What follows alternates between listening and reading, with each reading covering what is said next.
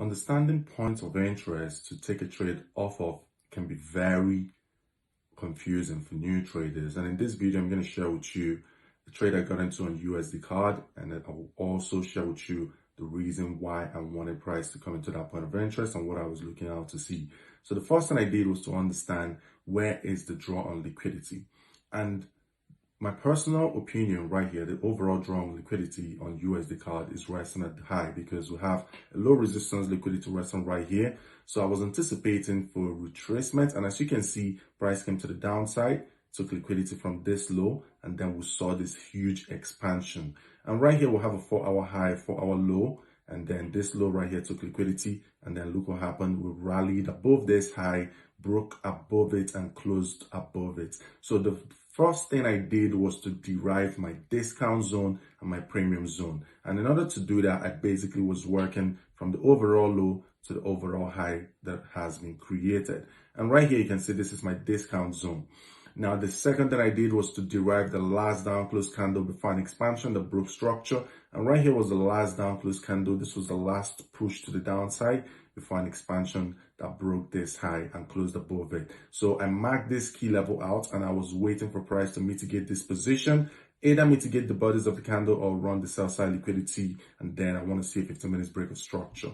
And right there, you can see that the moment price came into that position right there, it came in the first time there wasn't any 15 minutes break of structure, so I did nothing. And then we were in a range, created a low, created a high, dropped down, and then we broke structure. The moment we broke this structure, that was when I started looking deep down to look for entry positions into the market. Now, I didn't just jump in and place an entry here and stop loss here, because there isn't a certainty that that is going to work, because price can still break this high and run the sell side liquidity resting right here. So what I did was, this right here is the last down close candle before an expansion that broke the 15 minutes high. So that is my point of interest, and all I wanted to see was for price to mitigate this position right here and show me a 3 minutes break of structure.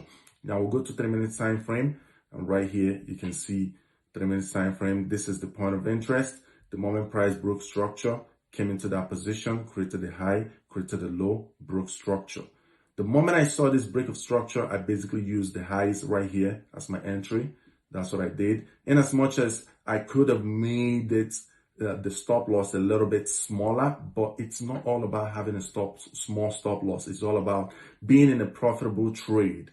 And then what I did was I used the high as my entry, and then I used this low as stop loss, adding an extra 3 pips to it. That's why you can see my stop losses right here. And the reason I did that was because for any reason, USD CAD is a very volatile pair. It can be very volatile, and it can be very manipulative a lot of the time. Price can easily come very close to your stop loss, to this low, to the previous low, and then not take the low and continue high. And if your stop loss is resting directly below this low, you can be taken out of that trade due to slippage or whatever. So that's the reason why I never place my stop loss at the overall low or overall high. I never do that. I always give it some room. It is 2 pips or 3 pips. That's why my stop loss is here and not directly below this key level. And as you can see what happened, price still came very close to the low, rallied, came very close to the low again, and then continued higher, delivered a 1:6 risk to reward